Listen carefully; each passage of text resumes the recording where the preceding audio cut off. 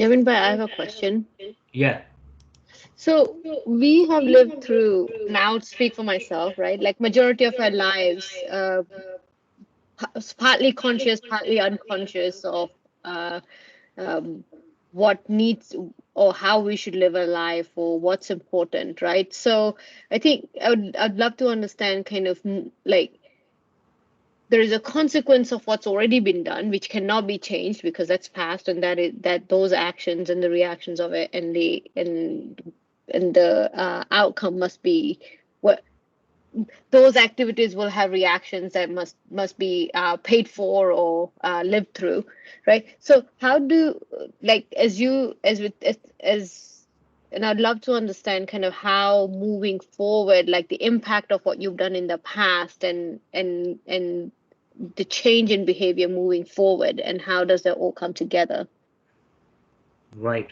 So if I'll reinstate your question just to understand what you're asking. If I understood right, what you're asking is, I think there are two, probably you're asking two aspects of this. One is the karmic reaction of Correct. things that has already done, and then the samskaras or the Correct.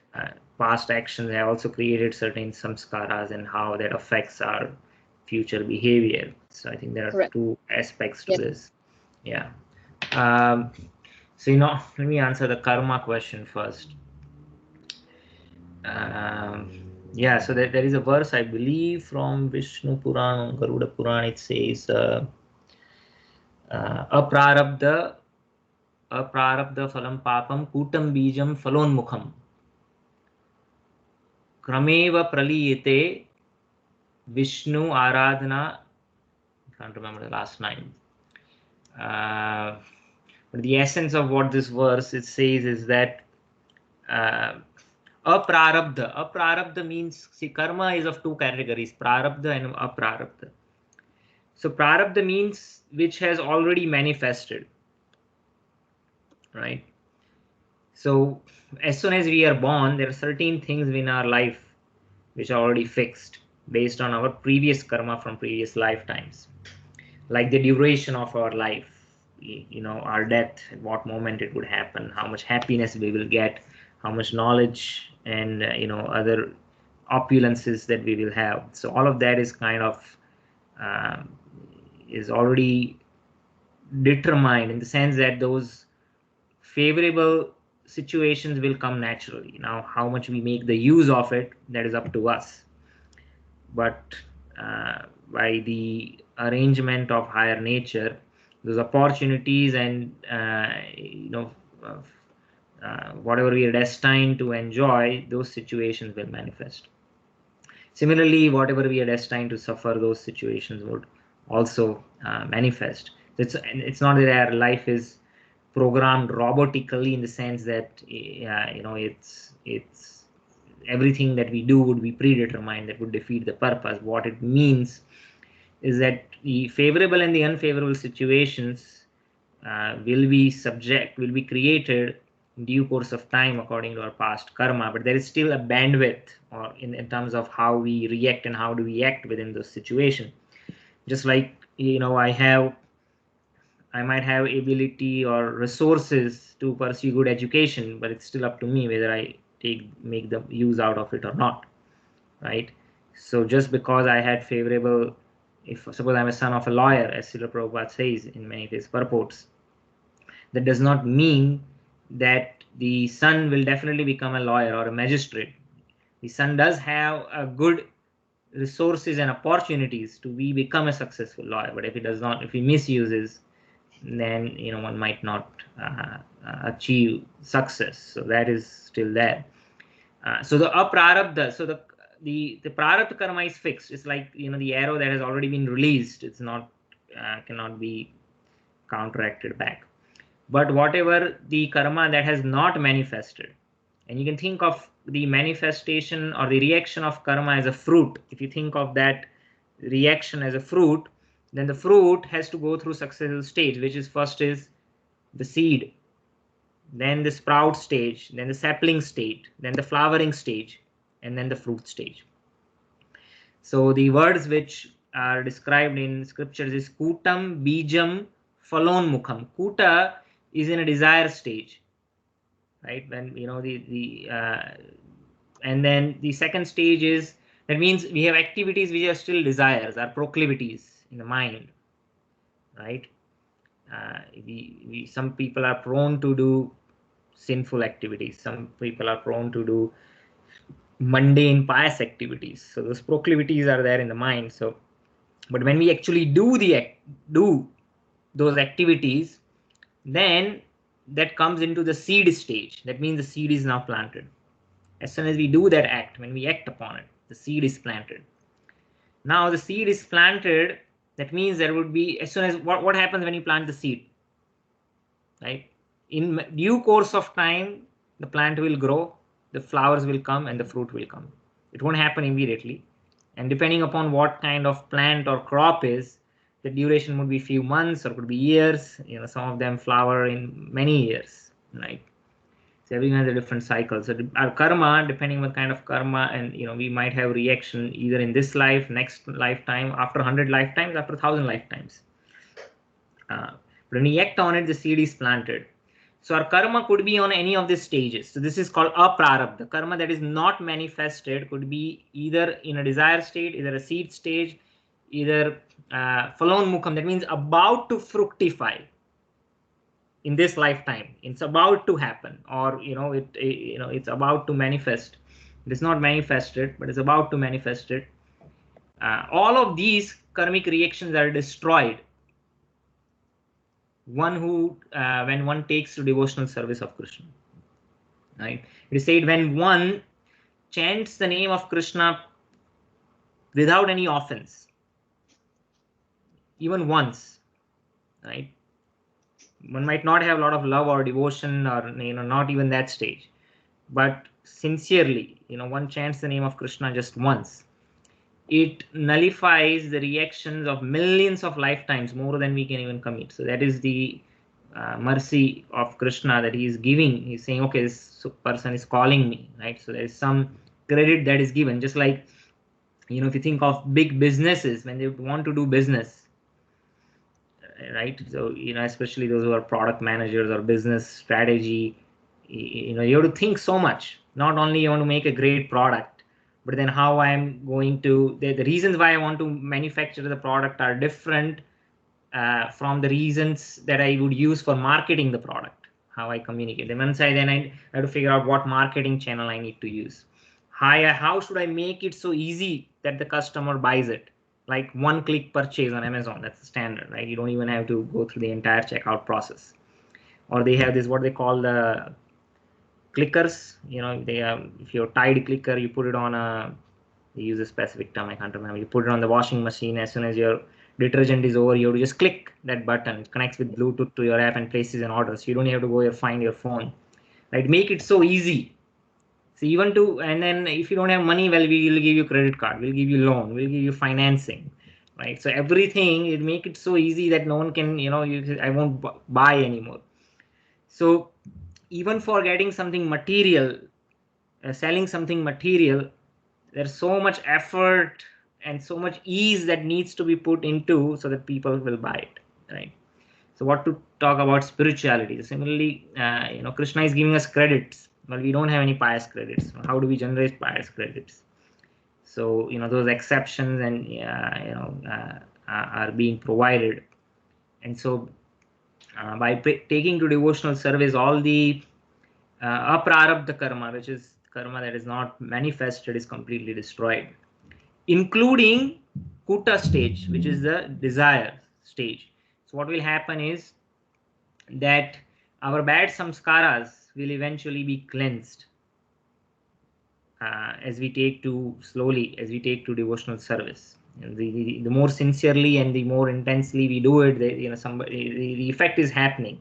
It might happen for some people very slowly, or for some it might happen very fast. Even the samskaras, if they are doing it very sincerely and intensely. That's a question that Parikshit Maharaj asks Sukadeva Goswami in the beginning of the 6th chapter, because at the end of the 6th canto of Srimad Bhagavatam, at the end of 5th canto, different hellish planets are described, and Parikshit Maharaj is saying, he's obviously feeling sad, looking at the suffering of these sinful souls, and he says, how one can overcome it. Even if someone does atonement, the proclivities are still there. Somebody does sin, they atone or they suffer, and they will again commit the sin. How do they overcome the proclivities? So he says the devotional service to the Lord is not only nullifies the sinful reaction, but can help overcome the proclivities. So the kuta stage, the desire stage, the desires which the ill desires that one is manifesting, those desires will also go away just by sincerely taking the devotional service. I gave the example of Haridas Thakur in the Chaitanya Leela. In order to defame him, the high caste brahmanas, they send a prostitute to agitate his mind. And Haridas Thakur obviously knows this, and he's just chanting, and he tells the prostitute, well, I know you want me to satisfy you, but I've taken this vow of chanting certain number of rounds. So as soon as I'm done, I'll fulfill your desires. But the entire night passes away. He's chanting 300,000 names of the Lord every day. So it happens for 1 night, 2 nights, but at the end of 3 nights, just by listening Hare Krishna, because Haridas Thakur is so pure, he's Brahma himself. Then even that prostitute, her desires, which were very evil, she was purified, and she takes to devotional service. So by association with such pure devotees, we see immediate effect. But this effect can happen to the extent, and we take sincerely. At least the karma, definitely Krishna is saying, he's saying karmas would be destroyed immediately, even if somebody calls my name jokingly, right, or sarcastically, or angrily, right, or in reference to someone else. They are not calling out Krishna, like Ajamil. He's calling out his son, but he called Narayana. His son was named as Narayana. He's not calling the Supreme Personality of Godhead Narayana. But because of that, the Vishnu Dutas appeared, and they stopped the Yamadutas from taking him away. So to answer your question, the karmic reaction of which have not manifested are nullified. Now, which have already been, whatever we are destined for this life, those situations will happen. But because the devotees take to devotional service of Krishna, they understand things philosophically, and because they are fixed in their devotion to Krishna, they are not affected by the upheavals, the upswings and the downswings of life. But they will be put into the situation because the prarabdha karma is already manifested. That cannot be counteracted. The situations will happen, by the grace of the Lord, and being fixed into devotional service, one is not affected. And then the unmanifested karma will be destroyed. And the propensities to commit sin can be overcome only by taking service of the Lord. Otherwise, by doing atonement or even suffering the punishment, is not such an effective way. I mean, there are cases where there are individuals who are they go through a genuine transformation, just like they put them in. That's why the jails, they call it Department of Correction. And within the jail, somebody might really have this remorse or guilt, but those cases are rare. What generally happens is they become more hardened criminals. The life in the prison just makes them more hardened, and they will come out of the prison and they'll again commit crime. So the same thing applies. I hope that answers the question. Yes, it does. Thank you. Okay, I see there are a couple of questions. I don't know who raised the hand first. I was not paying attention. So, yeah, any of you can go ahead first. Hare Krishna, Prabhuji. This is Suma. Hare Krishna. So you were talking about the prarabdha karma that is going to manifest, and we also hear that this is Kali Yuga, and in Kali Yuga, whatever karma that you do in this particular life, it manifests in the same life. Now, is that true? And if that is true, how would Krishna consciousness help? So the premise of the question is, in Kali Yuga, whatever karma that we do, the reaction we get in the same life. I am not sure if that is true. If there is a reference, or if anyone knows about a reference for this, you can please bring to my attention. Maybe it's true, but I have not heard it, that you necessarily get the reaction all reactions in this very life. Some of them you would, but some of them one might get in the next life, because the situations might not, for us to enjoy or suffer the reactions might not be possible within this lifetime. I'll give you an example of Dhritarashtra, why he was born blind. 100 lifetimes ago, Dhritarashtra actually, as a child, he was poking some earthworm, the eyes, and making the earthworms blind. And then those earthworms died. And then the parents, I believe, was it father? I might not tell the story exactly, but the essence of that was that he says the reaction essentially that he got is that he killed those 100 worms, and the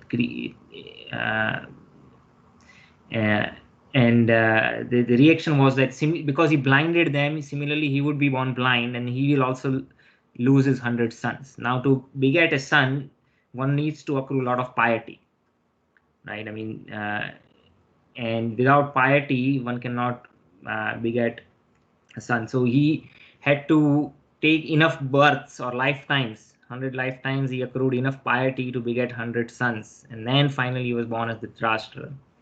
But he was born blind, right? And then the reaction that he got is that all his 100 sons were killed in the battle, right? So we see that in order for him to suffer or get that reaction, that situation wouldn't have been possible immediately, right? So many times the reactions, they happen over a long period of time. But if there is a reference, or even if you heard somewhere in some class, if you can point me to a reference, I'll stand myself corrected, but at least I am not aware that that is necessarily true. The second part of your question was, how does Krishna consciousness affect or impact that? In either case, whether the karmic reaction happens in this lifetime or next,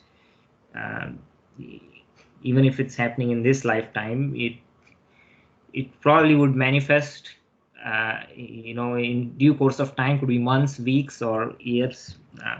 Unless somebody's walking, you put your foot in a ditch and that's a reaction is immediate, right? I mean, so there are some things which immediately manifest, but most things it will take time, right? Even if someone steals, right, then the police will come and catch, and there would be some reactions to it. Of course, we don't want to encourage people to engage in such activities, but the point is that again, one who sincerely takes to devotional service is not so much worried about what reaction one gets or one does not get, and one is sincerely chanting for the pleasure of the Lord, and as a byproduct of that activity, the reactions are automatically nullified. But that's not the reason that one is really chanting. One is chanting for the pleasure of the Lord, but the byproduct of that is that the all other things are automatically taken care of. So any reaction that one might get in this lifetime, that is automatically nullified.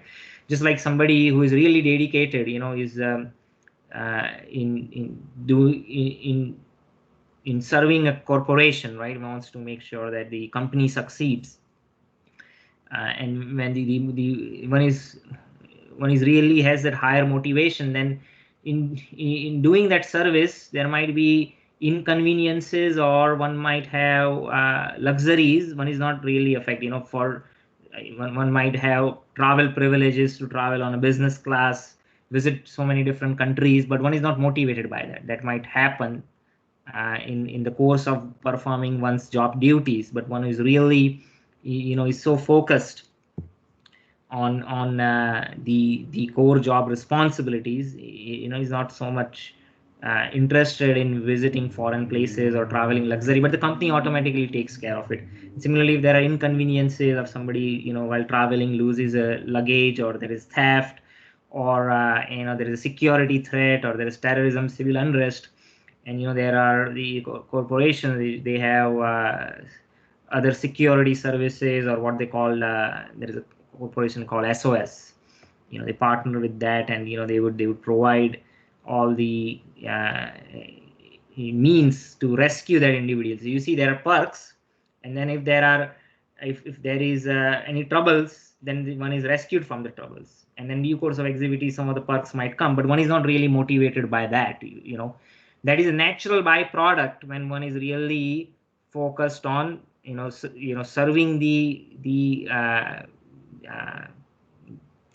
needs or serving the interest of the corporation. Similarly, when one is really interested in pleasing the Lord and is doing devotional service very sincerely, Krishna later will say that whatever is lacking, I'll provide, Arjuna.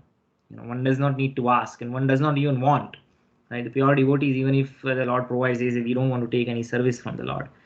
And similarly, in the due course of one's actions, there might be some faults, right? So even as Kshatriya, Brahmana, Vaishya, Shudra, whatever our activities are, there is always going to be some faults, just like fire is covered by smoke. And then any kind of sinful activities that might happen or will happen, even without not necessarily grossly sinful, but even if you don't desire, there's one is implicated in all these reactions, and then Krishna promises that he will protect us. So I hope that answers your question. Sure. Yes, it does. Thank you. You're welcome. Maulik, I see your hand raised. You had a question. Yeah, Jamin bhai.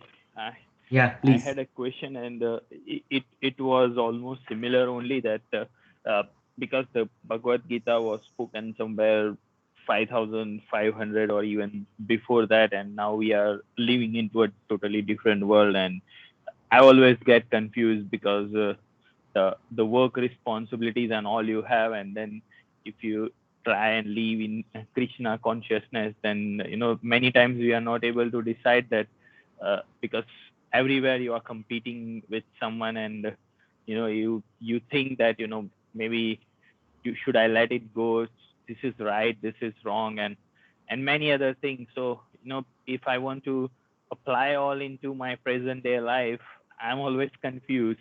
So maybe it's a very broad question and I understand difficult to answer also, but I mean, starting from raising a child to work practices and everything, it's a question mark, at least to me.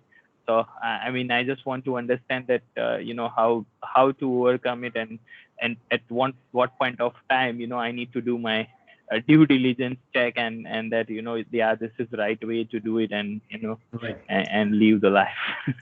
Yes, I understand what you're saying. Yeah, so it's a common dilemma, the dilemma that Arjuna also has. It's not that life was easy 5,000 years ago. He's saying, I have to fight. So Krishna little tells to Arjuna, you fight and you remember me.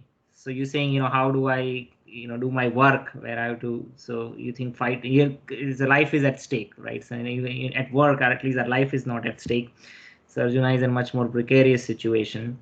So it's not that things were necessarily easy in previous ages.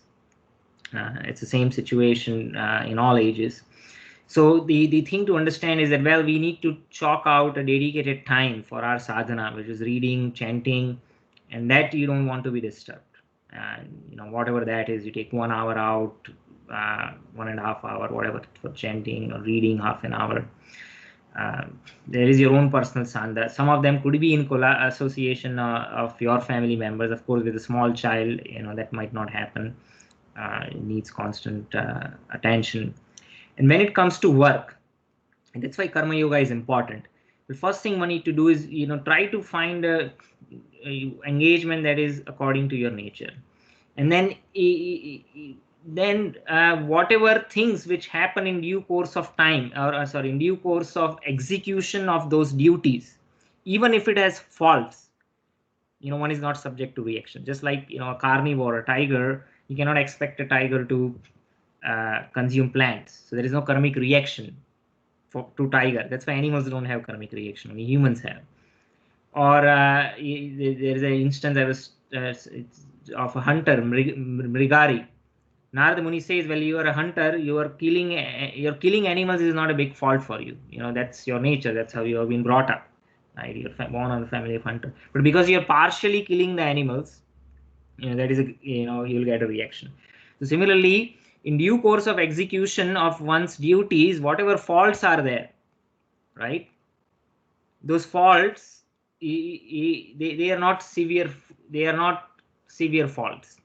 That's why it's more important to find an engagement which is according to our nature. Then the faults would be over, because any work that you do, the faults will always be there. Krishna says sarva arambi doshena dhumen agni va anavrita. Just like fire is covered by smoke, all activities will have faults, will have some faults. So for a businessman, if somebody is a Vaishya nature, then one has to engage in business. In the course of engaging in business, one has to speak lies. Sometimes you cannot be completely honest.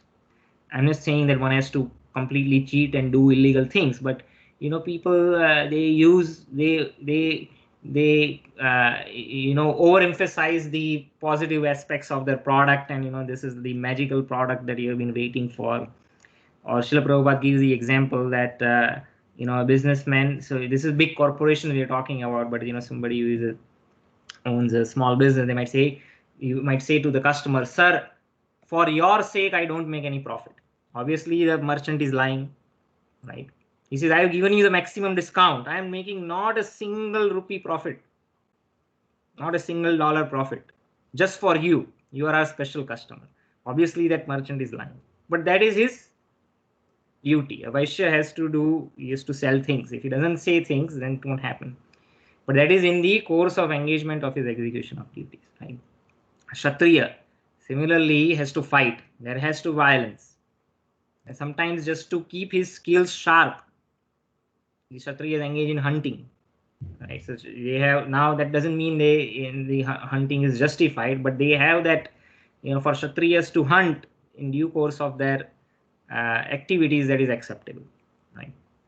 So similarly, if you say Brahmanas, there are also faults. There is any profession you take, there will be some faults. So it's more important that we take up a profession that is similar to our nature, and then you do it. When you're working in a company, you act in the interest of the company, right? For the interest of the company, whatever you need to do, within the legal bounds and within the rules, that you do, right? You don't have to get into the so much worried about your promotion or how I have to be better than this employee. Don't get into that kind of mentality. These things will come in due course of time. There was an article I was reading this morning. I'll try to forward. It says even materialistically, there are there are people who have analyzed. Everyone thinks that my promotion is dependent on my contribution, individual performance. This is a nice article in Harvard Business Review. I'll forward it. It says that everyone says that, even the hiring manager as well as the employee, but in reality that's not the factor. That one still needs to do meet the expectation of the job. I'm not saying one need not do that, but the promotion one get, the raises that they get, depends on so many other factors like power struggles. Who in the corporation, which department has more importance? How influenced your vice president is. What is the competitive pay structure in the market? Right? There are so many other factors, and your individual performance is way down the list. So things will happen. So you do your job sincerely, right, for the interest of the company, and not be get worried about what other people are doing. You don't have to be super competitive, trying to prove yourself better than others or show others down, or that is not going to help. By Krishna's arrangement, the things will come about, right? And the needs would be taken care of. So one needs to understand and learn how not to get disturbed by what things are happening in office politics, other things, but at the same time you do your job, right? So it depends. In corporations there are also different proclivities. Some are more like Sudra nature, in the sense that they are more into technical and tools. Others are in business development, Vaishya mentality. There are administrators, right? So whatever one's nature is, take a role and then you keep doing your job, right? And then you have 8 to 5, I'm not going to think of anything else but work, and when I come back I don't think about work. That's it, right? So all works will have some fault. So you don't have to be a sadhu when you are in office, in the sense, whatever your nature is, you act, right? So Like somebody is doing business, then you have to act like a businessman.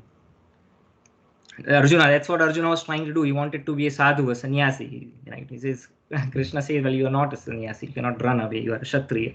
You'll be forced to come and fight. Right? So it's like that. I hope that answers your question. Thanks, Naveen bhai. Yeah. Parulman, you had also a question? I see your hand raised, or was it that the original question that you asked? It was an original question. I'm sorry. Okay, no worries. Any other questions on this topic? Prabhuji, you mentioned about the right way of chanting. Is there any reference we could read about, like what are offenseless chanting, the tips for that? Yeah, I'll forward some references, but there are 10 offenses which are to be avoided in the matter of chanting.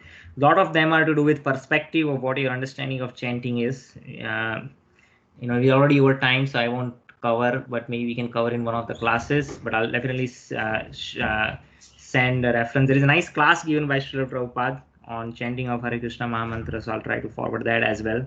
But in essence, the chanting is that one chants and just listens to the sound vibration, right? Just try to focus your mind on the sound vibration. One should chant, Srila Prabhupada says, with the intensity that a child is calling out for a mother in a helpless way. And if the mind is wavering, if you want to have some people are focused by having some visual form, and then it's Lord Shiva described in the 4th canto of Srimad Bhagavatam. He is also meditating on Vishnu all the time, is chanting his names. He's saying you focus on the lotus feet of the Lord. So if you need a visual cue to focus, right, you can think of an image where you are not the entire form of the Lord, just the lotus feet of a deity. You might have seen many pictures, photos.